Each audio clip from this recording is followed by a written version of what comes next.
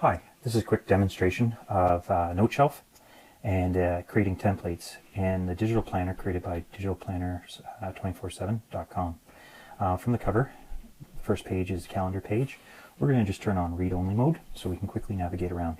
First section I want to take you to is to the notes section. Notes section is pretty handy. It's at the end of the planner. And in GoodNotes, you swipe and it'll just copy this page. In Noteshelf, when you swipe, it adds a blank page, or if you have one of their regular template pages and create that, it'll add that in. But part of the special part about these planners is that the template sheets have all these hyperlinks that take you around and allow you to navigate back, like the cover, the calendar, the monthly view, the notes, and templates. So you'll want to keep some of that functionality perhaps available. So to make this page as a template, what you do is you click on Share, Current Page, select that, scroll down, and you'll see Print, Open In, and then there's a nice little icon with a lightning bolt, and it's Save As Template. Click on that, and it'll generate a template of this page, maintaining the hyperlinks, and you'll see that in a second. So there's no page after that. There's the note section cover, and then the page.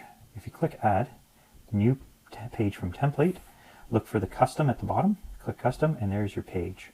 Click on that, and it'll add it and take you to that page you just created, and you'll see it's an exact copy of the previous page. And you'll notice if I click on the 2, it goes to the second section of the notebook or the planner.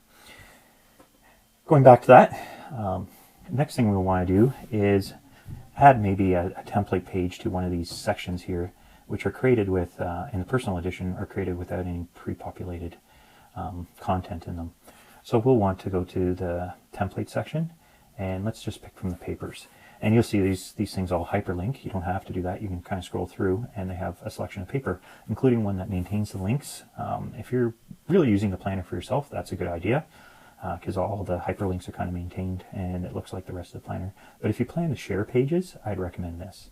So let's try this one. We're going to create a template from current page, find Save As Template, and it's generating. Great. We're on this page. Let's just click to number 1, tap the Add, New from Template, and Custom, and you'll see there's our new page with all the colorful icon tabs. Click on that. It's added in and it's perfectly functional. You can click to the next tab or go back. You can go to month. So it's pretty functional. And that's a quick overview of using templates in Noteshelf using the planners by Digital Planner 24/7.